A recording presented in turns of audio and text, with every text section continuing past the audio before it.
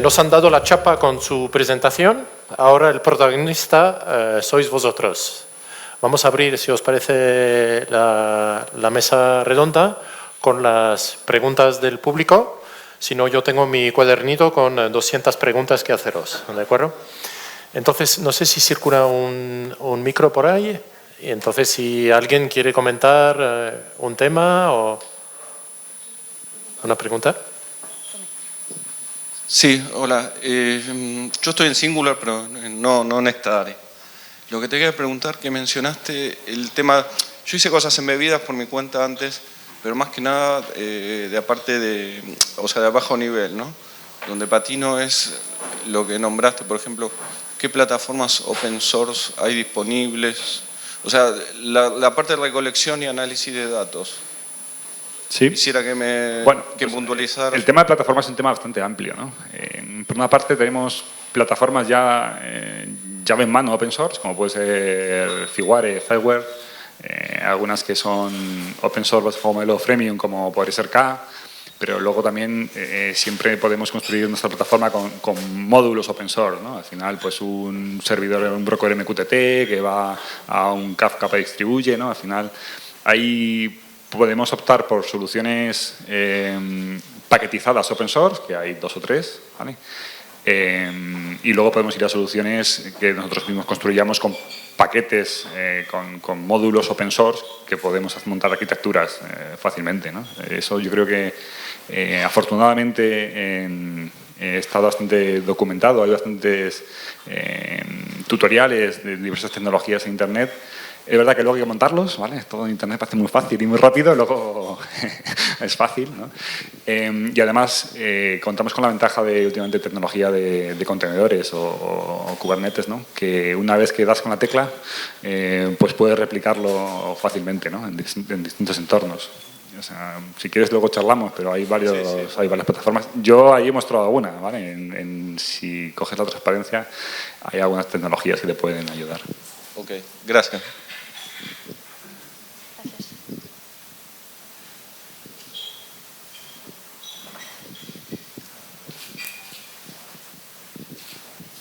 Bueno, yo voy a dirigir la pregunta a todos en general porque veo que estáis intentando adentraros en la industria, pero la pregunta es, tal como está ahora mismo la ciberseguridad, ¿cómo veis la adentración al sector dentro del OT con el IoT?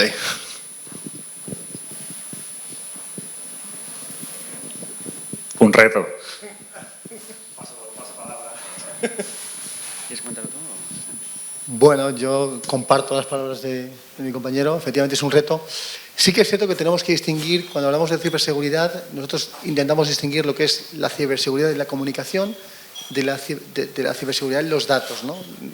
He acudido a diferentes charlas y conversaciones con expertos en la materia y muchas veces el gran problema de la ciberseguridad a nivel general es el propio usuario.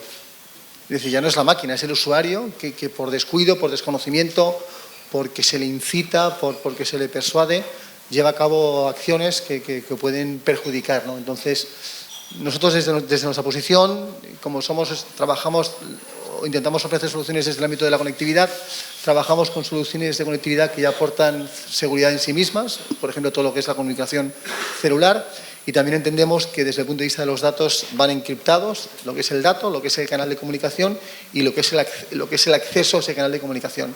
Y partiendo de esa base entendemos que se aporta bastante seguridad, pero vuelvo a insistir, a veces el problema de la ciberseguridad parte del propio usuario. Pero bueno, es nuestra opinión, ¿eh? No, tampoco somos expertos en la materia. Las buenas prácticas, que nunca al final siempre escasean. Sí. Y, o sea, lo que hemos hablado al principio del uso de la nube también suele ser una de las principales barreras para que se adopte la nube para procesar información, suele ser la seguridad. Y la seguridad debe estar diseñada desde el principio en las arquitecturas de nube que se planteen para procesar estos datos y cualquier dato, ¿no? La seguridad del rendimiento, la optimización en costes, la operatividad luego de la plataforma. O sea que es un aspecto que es clave y hay que tenerlo en cuenta desde el principio, desde el diseño de la solución, en la parte de los dispositivos, en la parte de comunicación que tú comentabas y luego en la parte de todo lo que es el tratamiento de la información. O sea que es una cosa que hay que tener en cuenta claramente.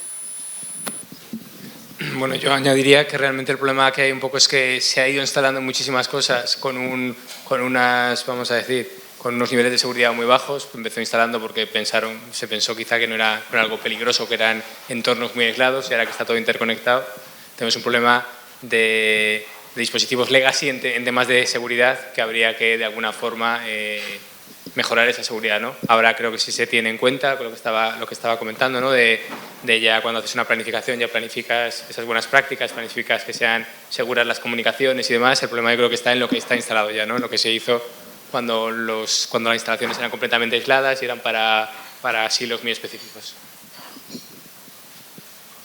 Quería hacer resumen porque estoy de acuerdo con todo. O sea, al principio, el tema de la seguridad en cloud, yo creo que hay que tomar medidas, pero está dominado. Seguridad by design, ¿no? O sea, se hace del principio por diseño. El problema es que hay un legacy de los años 70 que se junta con la nube, ¿no? Y el eslabón más débil, aparte de la tecnología más antigua, es el usuario. O sea, que totalmente de acuerdo con todos mis compañeros. Quería hacer un pequeño apunte sobre la seguridad. Es probable que tengamos una reunión con una empresa israelí en el mes de finales de junio, y cuando vimos la propuesta, o sea, su portfolio, digamos, yo pensé, estamos entrando en un mundo completamente diferente, ¿no? Y esto empieza a ser un combate ético, porque está el bien y el mal, ¿no?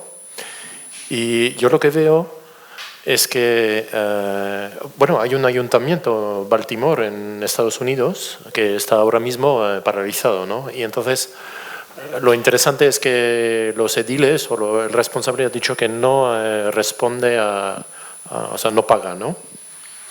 Y esto o sea, lleva al ciudadano de a pie de hacer otra vez todo por papel. O sea, realmente es una amenaza, ¿no? Puede paralizar un país. Y descubrí que, bueno, a lo mejor por ser ingenio, pero que hay verdaderas profesiones de hackeo, ¿no? Entonces, voy a hackear instalaciones, gobiernos, empresas, y hay foros donde se vende esto. Puedo comprar no sé por qué dinero, pues los datos de Baltimore, así de simple. Y por otro lado, si nos referimos al IoT, hace algunos años existe todavía un señor que tiene una página web que se llama Shodan, ¿no?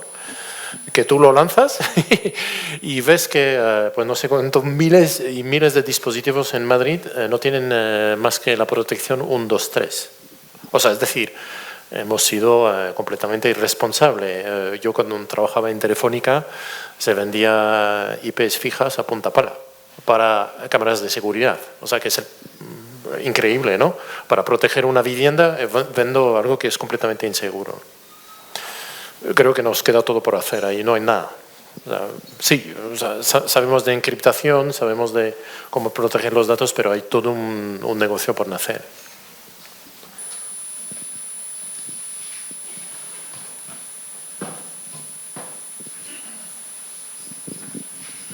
Bueno, a mí me han gustado las 4 intervenciones, pero he encontrado una laguna interesante. Es que estáis hablando de todo lo que es la utilización de paquetes de datos, la forma en la que podéis con vuestras herramientas unir y realizar actividades, etcétera, ¿no? Pero hay una cosa que creo que subyace, es de qué forma, teniendo muchas herramientas de modelización y de estructuración y arquitectura de datos, de qué forma trabajamos realmente, o cómo trabajáis vosotros, algo esencial como es el gobierno del dato. Las empresas están encontrando verdaderos problemas para identificar que en cada sector se llame de la misma forma cosas que aparentemente son iguales y que no están definidas. Y cosas por el estilo que nos están llevando, se puede decir, de puto culo para poder realizar cosas coherentes en sectores que son idénticos y que trabajan de forma diferente. Yo creo que ponernos un poco de acuerdo, fabricantes, los que trabajan aplicaciones y los que trabajamos desde el punto de la científico del dato, para organizar eso. Y hay un grupo de gente que lo estamos haciendo, nos llamamos DAMA. Y yo os propongo que los que participéis de eso, pues nos ayudéis un poco a organizar este tema, y desde luego vuestra opinión es importante, porque lo trabajáis todos los días. Me gustaría saber qué pensáis de ello. Bueno, un breve comentario. Coincide contigo en que el gobierno del dato está muy abandonado. pero tengamos en cuenta que hay 25 protocolos de comunicación industrial. Luego esto no es más que la vida real, o sea que esto sirve. Sí, yo estoy de acuerdo. O sea, es un tema de ontologías, de cómo llamar a las cosas y es complicado, ¿no? Entonces, quizá hay que dar un tercer nivel. Hablábamos de Data Lake, de los datos que estaban desestructurados, del Data Warehouse, que ya están más estructurados desde el punto de vista de base de datos y demás, y quizá hay que ir a un tercer nivel en el que ya los datos estén ya organizados de esa forma, ¿no? Es complicado porque, pues eso, un dato de temperatura no es lo mismo para una aplicación que tenga una precisión muy alta que con una precisión muy baja. Entonces, ¿cómo llamas eso? Si lo llamas por proveedor, si lo llamas por... A ver, la verdad, ese trabajo que estáis haciendo me parece muy interesante, porque realmente es un problema. Muchas veces tienes muchos datos, pero te falta eso, ¿no? Te falta saber realmente si te sirven para lo que tú estás haciendo. Es decir, tenemos datos, lo que te decía, ¿no? De temperatura, bien, es que necesito una precisión de 1/10 de grado. Es que los tengo de grado en grado, pero tengo muchísimos ya, pero es que no me sirve ninguno de los que tiene, me sirve para nada. Entonces, es difícil cómo nombrar eso para que esté acordado y para que todo el mundo lo nombre igual y para que todo el mundo lo entienda, ¿no? Entonces, totalmente de acuerdo. La verdad es que me parece muy interesante, y luego si tenemos la oportunidad de hablar, la verdad es que es muy interesante lo que comentas. Comentar que realmente nos hemos encontrado no solamente en el sector de IoT, sino en otros sectores donde hacemos plataformas de Big Data, visiones 360 de clientes, operaciones, etcétera, justo con lo que tú comentas. Los datos pueden ser el nuevo petróleo de la industria, pero suelen transformarse en cuchilladas internas entre los departamentos para determinar qué es un KPI, como el churn de un cliente, o si un cliente está contratado o no está contratado, etcétera. Entonces, esas dificultades en los proyectos de datos no son técnicas, porque la tecnología te permite perfectamente saber cuál es el linaje de un dato, de dónde ha venido, dónde ha ido, etcétera. Eso se puede hacer. Es un problema de cuál es la identificación y la definición de negocio de los KPIs y de los indicadores de negocio sintéticos que tienes que tener para tomar decisiones de negocio en tu empresa. Y eso es una labor que trasciende la tecnología y es una labor que está más orientada a consultoría organizacional o consultoría de negocio, donde nosotros, sinceramente, como compañía profundamente técnica, lo pasamos muy mal, porque estamos en medio de las cuchilladas entre departamentos. Pero apoyamos también un poco, ¿no? Con la información que tenemos, que disponemos y tal, pues intentamos generar consensos. Pero como tú comentas, es una dificultad, y una dificultad no técnica, totalmente organizacional y de negocio, totalmente. Quizás la visión que voy a aportar es un poco diferente. Creo que hay una visión más marketingiana. El hecho de ofrecer datos diferentes me hace diferencial, y eso puede ser interesante para algunas compañías. Por lo tanto, creo que aquí el interés para que eso ocurra, que desde el punto de vista del usuario efectivamente aporta valor, optimiza las instalaciones y el despliegue de las mismas. Creo que es muy importante labores como la vuestra, como los diferentes consorcios, por ejemplo el IoT Industrial Consortium o otros consorcios vinculados al mundo del IoT, que de alguna manera marquen estándares. Creo que es importante que hayan despliegues muy importantes de grandes ciudades o grandes países que de alguna manera fuercen al desarrollo de un determinado estándar a nivel de comunicación, para que de alguna manera hayan compañías que en vez de buscar elementos diferenciales porque necesito ser diferente a otros, lo que hagan es sumarse a corrientes donde de alguna manera van a pensar no en la venta de su producto, sino en cómo el despliegue del IoT realmente es óptimo y es eficiente, porque cuando alguien quiere medir un dato de temperatura, pues sabemos que se mide de esta manera. Nosotros en ese sentido estamos colaborando con algunos fabricantes que están empezando a trabajar en ese sentido. Un fabricante europeo de tecnología de comunicación inalámbrica en entorno local, que lo que está haciendo es crear un ecosistema, y el único requisito que él solicita es que cuando se creen productos utilizando su tecnología se siga un estándar común, de manera que cuando yo quiero medir una temperatura, independientemente del fabricante que haya fabricado ese producto, si utiliza esa tecnología el comando sea común. Entonces, pero insisto, creo que hay por un lado elementos marketingianos. ¿Por qué tengo que hacer lo mismo que hacen los otros si me quiero diferenciar? Y como además vivimos en un mundo, el IoT hoy da pie a que haya multitud de estándares, pues ¿por qué no uno más? Alguien decía que el estándar es maravilloso, yo cada día encuentro uno, ¿no?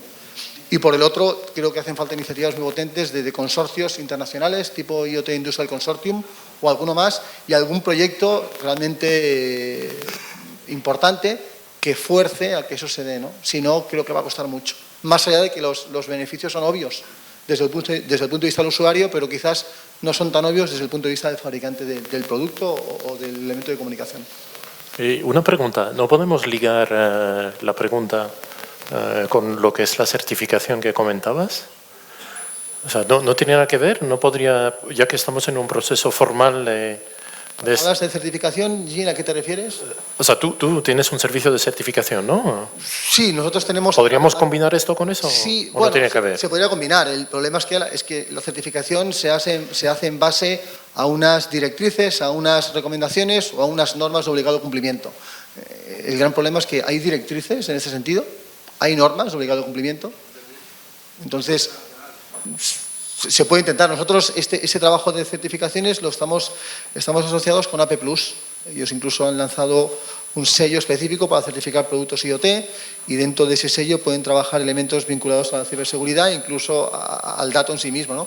Pero insisto, al final esto, más allá de la certificación, tiene que haber organismos, tiene que haber consorcios, tiene que haber interés, porque eso se dé. Y yo la sensación que tengo es que a veces mucho interés no hay. El tema aquí, estoy de acuerdo contigo en que es pues el marketingiano en ese sentido, ¿no? El tema yo creo aquí que puede venir es si realmente el cliente al final puede diferenciar dentro del almacén de datos que tu dato es mejor o es distinto por algo. O sea, porque no hay una forma de nombrarlo quizá que al cliente le sea claro, más allá de que tengan que entrar en los metadata y ver cuál es la precisión, etcétera.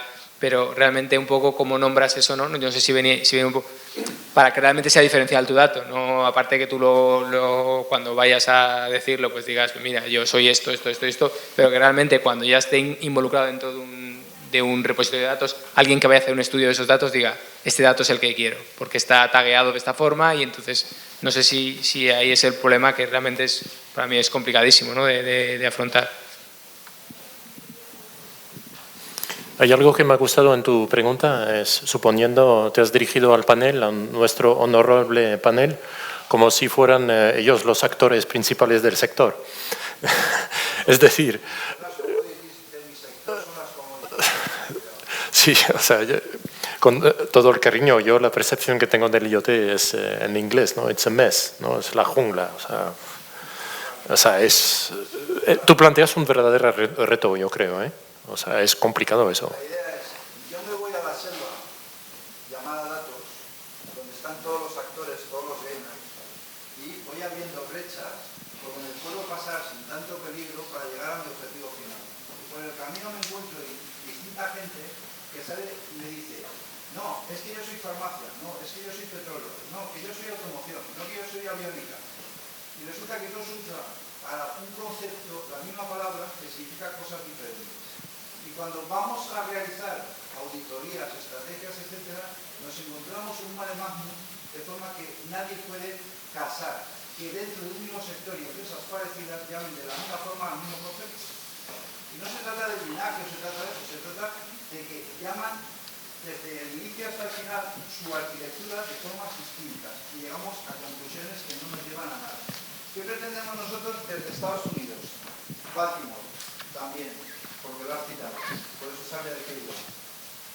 Organizar los estándares, ya lo empezamos Estados Unidos hace 10 años, de manera que cada sector tenga un determinado tipo de estándar. Se me oía algo, ¿no? Bueno, los rockeros nunca mentimos y por lo tanto siempre tenemos una voz potente. Lo que pretendemos hacer es un lineamiento con los estándares que sean certificables y acreditados, que permitan identificar plenamente dentro de cada sector que una cosa se llama así y no se llama de forma diferente, haciendo bueno aquel concepto de que una cosa es lo que es y no es otra cosa para ser perfecta, tal como es. Entonces, aplicando la filosofía de lo concreto, ir a las cosas llamadas por su nombre, identificarlas en un glosario adecuado por sectores, de forma que cada uno sea identificable y se puedan ir poco a poco adaptando a certificaciones y acreditaciones concretas. Lo que tú has dicho A+, yo soy auditor jefe de A+, quiero decir, conozco perfectamente ese tema, pero no es suficiente. Eso es tanto como decir, ¿es bastante la ISO 9001 para identificar la excelencia de una empresa? Pues no, para eso existe la FQM o existen otros modelos. Bueno, pues partiendo de un modelo ANSI americano, estamos desarrollando todo eso dentro de lo que es la informática general aplicada a datos. Por lo tanto, trascendemos del tema Big Data solo y nos vamos realmente a una governance de lo que es el dato en sí, ¿no?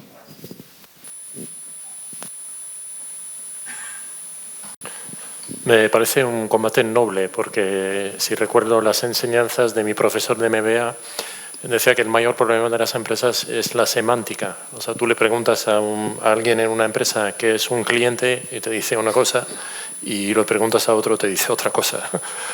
Es complicado. ¿Más preguntas? Sí, bueno. Buenos días. Mi pregunta va enfocada a la capa de conectividad.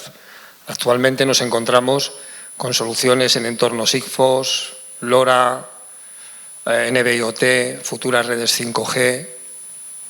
Pensando en la evolución de un sistema IoT, como alguien ha apuntado, que va a durar 20 años, ¿hacia dónde confluye todo esto? Es una gran pregunta.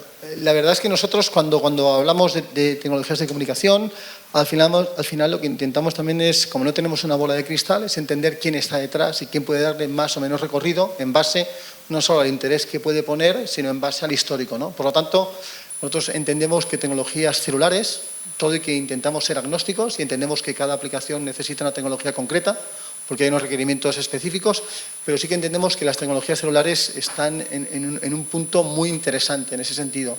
No solo por el despliegue que hay actualmente, sino por las estrategias que convergen, porque pensemos, cuando hablamos de tecnología celular, que no solo estamos hablando del IoT. Es decir, cuando los operadores, hablemos de Vodafone o de Orange o de Telefónica, hablan del mundo 5G, no es un mundo que está destinado al IoT específicamente. El IoT es una pata más, es decir, tenemos unas redes de comunicaciones que van a tener multitud de aplicaciones y una de ellas puede ser el IoT. Cuando eso ocurre, digamos que el riesgo de que esas redes desaparezcan es menor. Cuando hablamos de una red como Sigfox, cuyo único objetivo, por las características intrínsecas a la tecnología, es el IoT, pues te puedes llegar a plantear si realmente tiene recorrido, que yo creo que estará muy vinculado al éxito que puedan llegar a tener. Si es una red que tiene éxito y se despliegan esos grandes números que anticipaban hace unos años las grandes consultoras de los miles y miles y miles de millones, pues seguramente una red como Sigfox tenga sentido, porque hay unos costes de desarrollo y de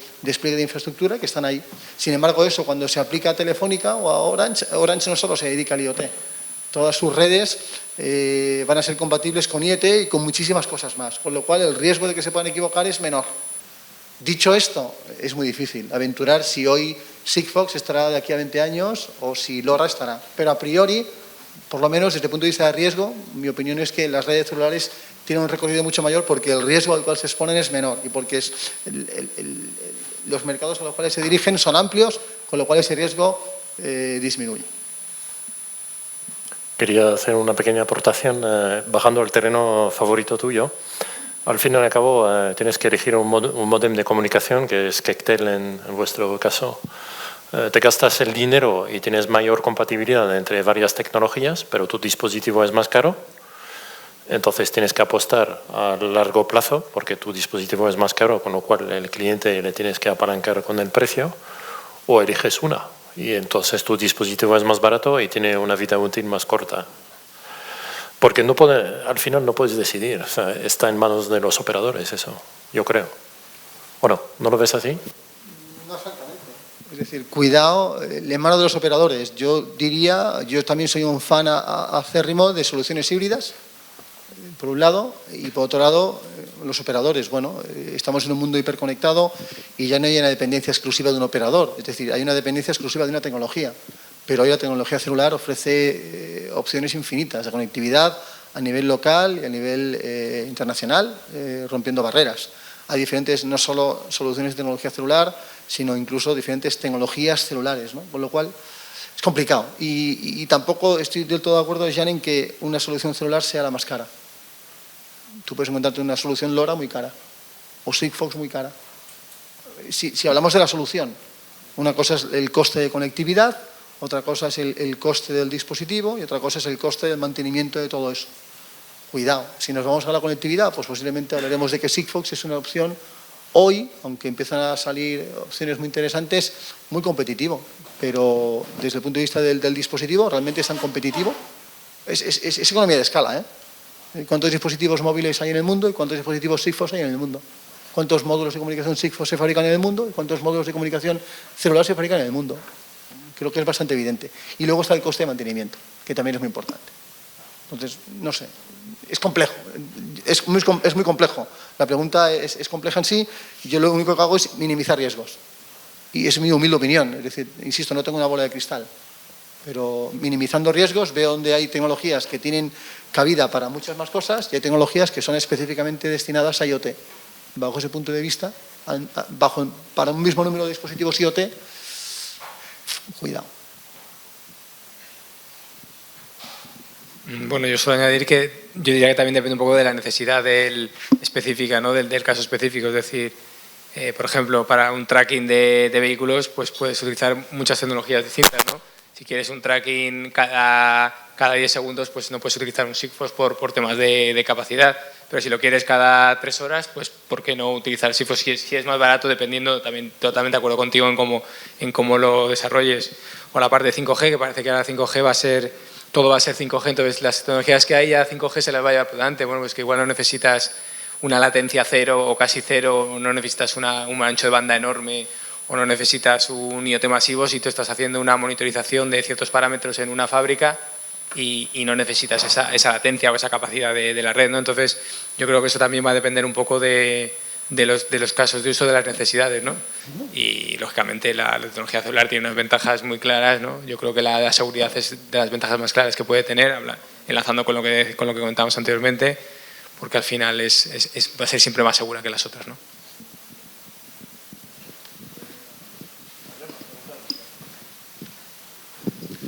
Hola, buenos días. Soy Alejandro Sicilia, represento Amplia. Y bueno, pues no es tanto así una pregunta como más un poco reflexión para compartir o que compartáis vosotros también la reflexión sobre este concepto. Y es que ninguno habéis hecho mención a la complejidad del después. Es decir, que las soluciones IoT están muy bien, las ponemos con todas las complejidades que vosotros habéis expuesto, pero luego tienen que vivir, convivir y ser operadas. Es decir, una vez que el IoT se convierte en parte del proceso de negocio de una empresa, pues ahora demonio, no me puedo fallar. No me cuentes que el data lake se me está alimentando porque es que hay un gateway que se me ha tostado y no sé qué gateway es, o es que es muy caro mandar un tío a la calle a repararlo. En nuestro caso, algunos de nuestros clientes están recurriendo a nosotros para tratar de simplificar esta problemática, pero bueno, escucharos también vuestra visión. Vale, bueno, yo un poco en ese sentido, cuando hablaba de las complementariedades entre el TSP y una empresa de servicios de ingeniería, sí que incluía esa parte un poco desde el punto de vista del desarrollo, mantenimiento, pruebas y toda esa parte de cuando lo instalas y el mantenimiento que tienes después, y luego sobre todo la gestión del cambio, que estoy de acuerdo. Es decir, cómo va a afectar esto o el fallo de esta parte a otros sectores dentro de la organización. Es decir, yo voy a mejorar la operativa porque voy a poner esto, eso va a implicar que voy a tener en compras o en ventas, en compras voy a aumentar o voy a mejorar su ratio con los proveedores porque voy a tener un mantenimiento predictivo, entonces ellos van a tener una mejor información para tener ese aprovisionamiento. Pero claro, si falla, tengo un problema entonces, totalmente de acuerdo. En esa parte de cómo va a afectar, es cierto que sí que igual es cierto que no está tocada, pero que es primordial. Bueno, yo coincido que es complicado gestionar eso. Nosotros lo que procuramos es que el cliente no coja una solución IoT y me la pone si va a funcionar y no sé ni lo que es, sino que cuando la construimos trabaje con nosotros en conceptualizarla, entenderla e implementarla. De forma que es verdad que él no va a ser un experto ni igual no sabe mantener el recurso, pero va a conocer cómo funciona y vamos a construir con él, identificar esos recursos de esto tiene un mantenimiento, búscate un proveedor o te presentamos un proveedor que te lo mantenga, es decir, que el cliente conozca perfectamente qué es lo que tiene, ¿no? Ese manual de instrucciones, hay que entregárselo con la solución. Lo que no podemos pretender es que un cliente, que pasa mucho igual en medianas empresas o pequeñas, compre una caja negra y efectivamente hazlo tú mismo, ¿no? Y que luego seas un experto porque no está en su negocio, ¿no? Es complicado para la pequeña y mediana, pero creo que está clarísimo que en grandes corporaciones o en grandes negocios la implicación del cliente es básica. O sea, es la idea del cliente respecto a la solución. Que no puede ser no una cajita mágica que va a la plataforma mágica y me salen los billetes por aquí. A mí me gustaría. Respecto un poco, una cosa que nos está pasando mucho ahora en ese tipo de qué pasa después, cuando ya hemos hecho el proyecto, hemos integrado y tenemos ingestas, está todo funcionando, nos pasa una cosa además curiosa, y es que como estos despliegues de plataformas que nosotros hacemos, los hacemos en nube siempre, en la nube además está todo optimizado para que exista transitoriamente mientras sea necesario. Por ejemplo, un proceso se ejecute y solo se apague por ese proceso, no esté todo encendido y nada parecido, por lo cual la monitorización de todo esto es más compleja. Ya no tienes sondas que están monitorizando máquinas.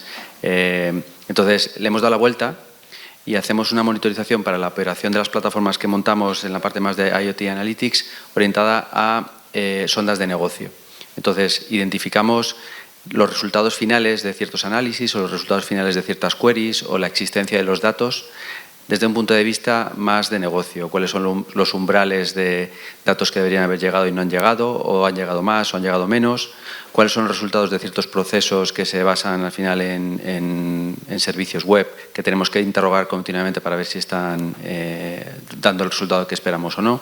Entonces, cambiamos totalmente el modelo de operación.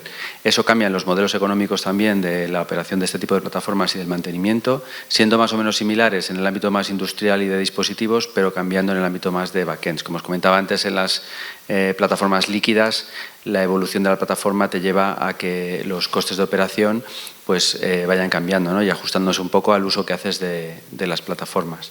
Entonces, en ese sentido, lo que os comentaba, la transición hacia monitorizar más resultados de negocio de mis plataformas que meramente infraestructura. Nosotros precisamente abogamos a esa complejidad de la cual comentas y que muchas veces el cliente o la empresa es totalmente desconocedora. Por lo tanto, lo que pretendemos es, uno, dar baby steps, paso a paso, y vamos a ir aprendiendo, porque es un aprendizaje. Y dos, nos aliamos, nosotros estamos aliados con Amplia, porque entendemos que nosotros no podemos llegar a todo. Entonces, cada uno de los partners con los cuales trabajamos complementa un poco esa cadena de valor y también nos ayuda a identificar esa complejidad y a dar respuesta, ¿no? Porque, insisto, al final se trata de ser humildes, de entender que yo hago zapatos y vendo zapatos y entender que el IoT va mucho más allá, ¿no? Entonces, nosotros entendemos que es un camino de largo recorrido en el cual vamos a aprender y lo que vamos a buscar son los mejores socios que nos ayuden a tener visiones complementarias que contribuyan a dar respuesta a esas dificultades que van a estar ahí seguro. Ecosistema.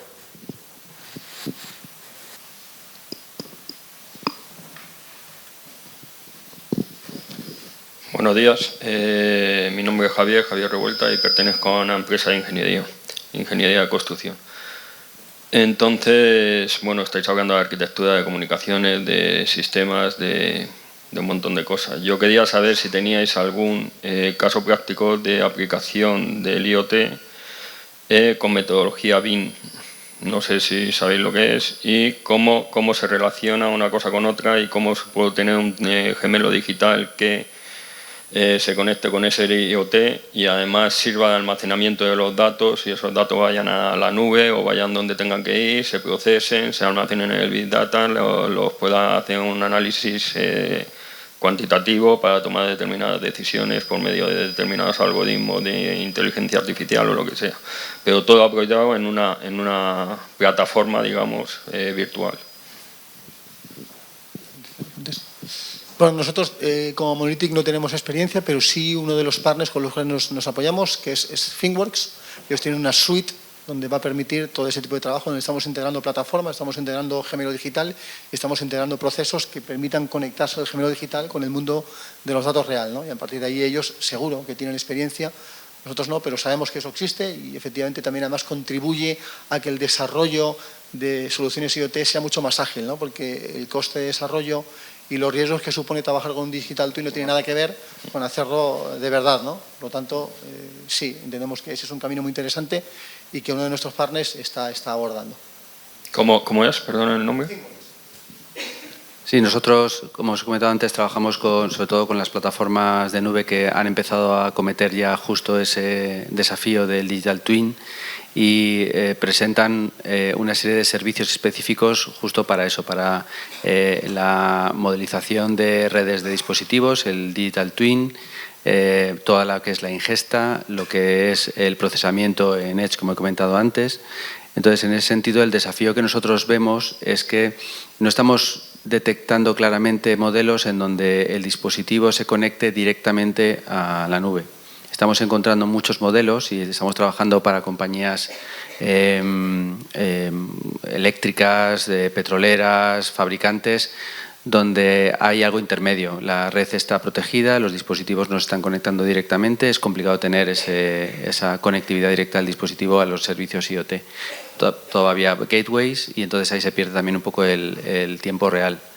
Yo creo que con los mecanismos de comunicación que estábamos hablando antes, donde se va a liberar de alguna manera ese miedo a mi red industrial, no va nunca directamente a una red de uso común, que se puede conectar con la nube.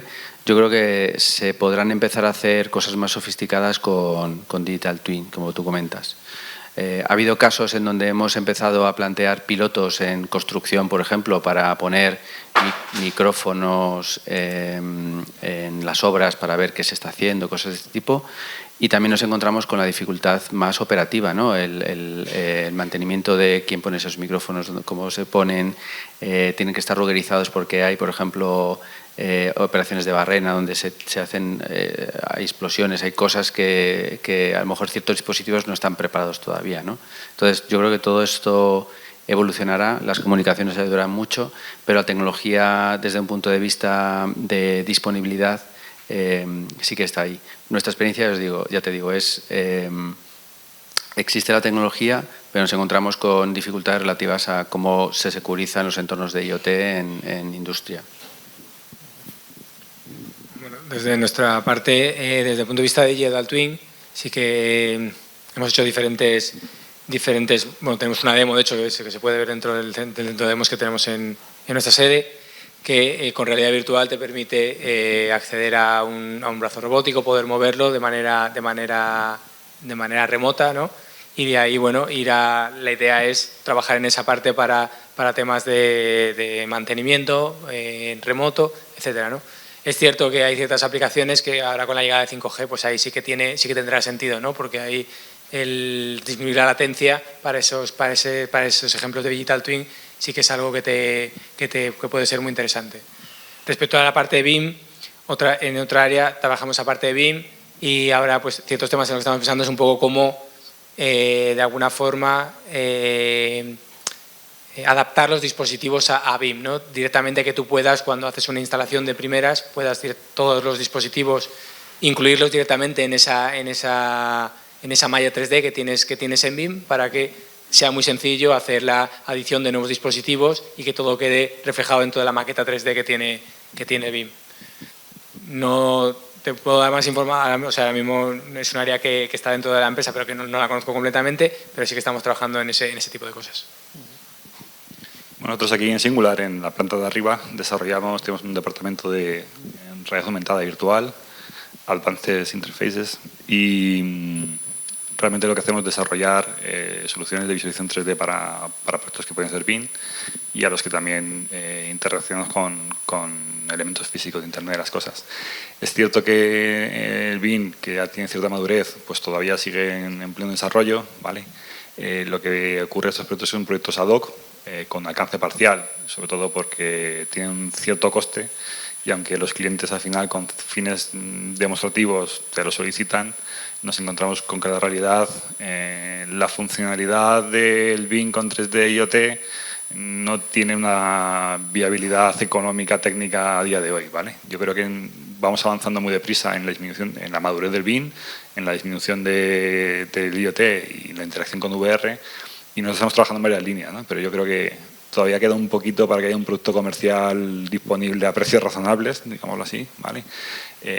Con un alcance completo, ¿no? Pero vamos de camino, ¿no? Y creo, solo un apunte, creo que la legislación es la que también nos puede dar un impulso, ¿no? Cuando realmente sea obligatorio en todos los edificios, creo que para los edificios públicos ya lo es, pero para que sea realmente obligatorio, entonces ahí sí que cuando realmente exista esa necesidad, sí que habrá un impulso. Bueno, en determinadas plataformas tecnológicas sí es cierto que hay determinados proyectos de I+D de relación de metodología BIM con IoT, con cosas de estas, ¿no? Entonces, bueno, muy bien, muchas gracias. Yo quería especialmente agradecer tu pregunta porque es la primera vez que viene un cliente final a preguntar algo, ¿eh? Porque te lo agradezco sinceramente, porque normalmente estamos en foros aquí donde nos miramos a nosotros mismos y el hecho de que hayas preguntado y viniendo con una necesidad real me ha parecido fantástica. No sé cómo lo veis vosotros, pero me ha gustado mucho la pregunta. ¿Más preguntas?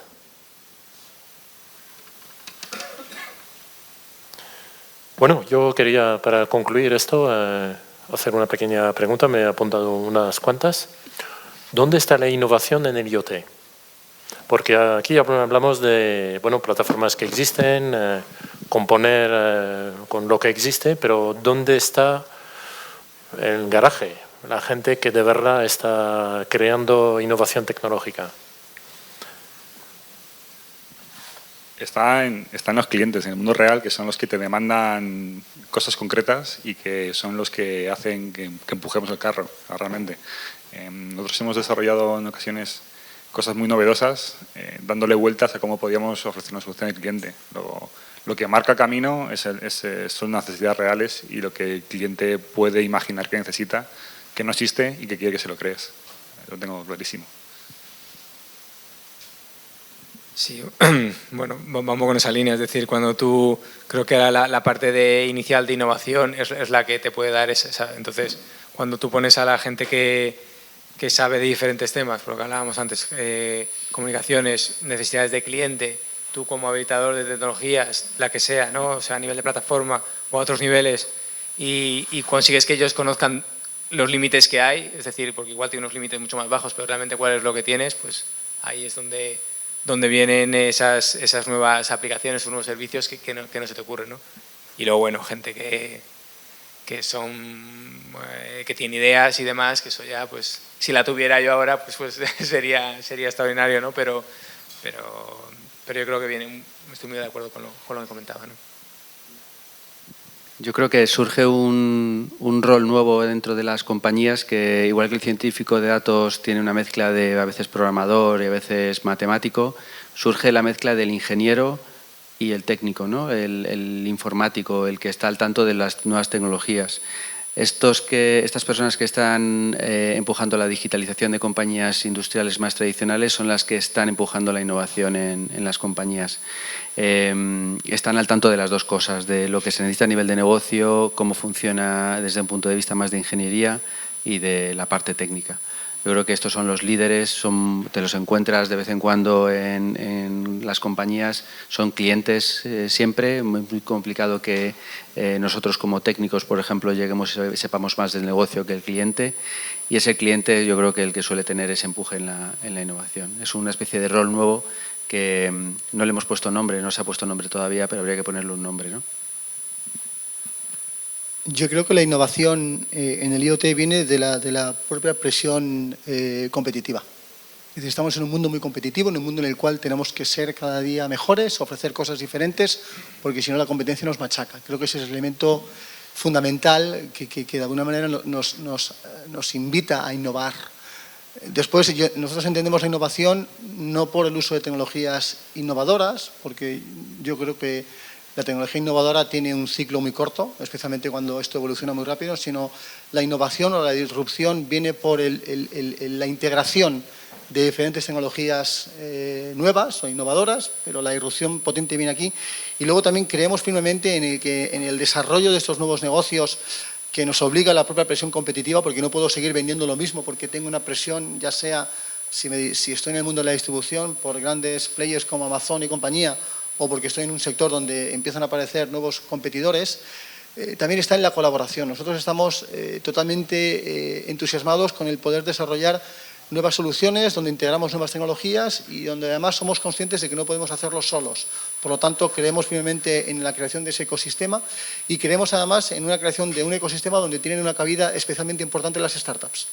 estamos viendo un movimiento a nivel de startups espectacular. Venimos de hacer un periplo muy interesante en los últimos meses desde Tel Aviv, en Israel, donde se mueve el mayor ecosistema a nivel mundial de startups tecnológicas, el DLD, pasando por Francia, el Vivatech, incluso por Taiwán, incluso aquí en España, ¿no? Desde el 4Years for Now hasta cualquier otra iniciativa. Entendemos que desde la presión competitiva en la cual nos vemos sometidos y que nos obliga a innovar, y donde pensamos que innovar tiene sentido utilizando las nuevas tecnologías, integrándolas de manera interesante, que es lo que podríamos llamar IoT, el apoyarse en ecosistemas con empresas especialistas y el apoyarse en startups donde aportan agilidad, aportan una visión fresca, diferente, nueva, creemos que es un elemento fundamental que nos va a permitir el desarrollar realmente productos y soluciones innovadoras. Hacerlo desde uno mismo es potente. Nosotros también hemos trabajado en el pasado en lo que se conoce como la innovación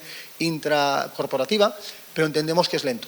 Entendemos que está muy bien, que fomenta un sentimiento de pertenencia, que fomenta la retención de talento, pero no es suficiente, porque a veces no es lo suficientemente rápida y ágil como para ser capaz de suplir esa presión competitiva a la cual nos hemos sometido nosotros y nuestros clientes. Pues muchas gracias a nuestro panel ilustre y a todos los que han venido al evento, y ahora nos espera un agradable café. Y tenemos unas 3 empresas que tienen, no, 4, ¿no? Monolithic tiene un stand, Kepler, nosotros mismos con nuestro marketplace y la empresa Intersystem. Muchas gracias. Gracias, chicos.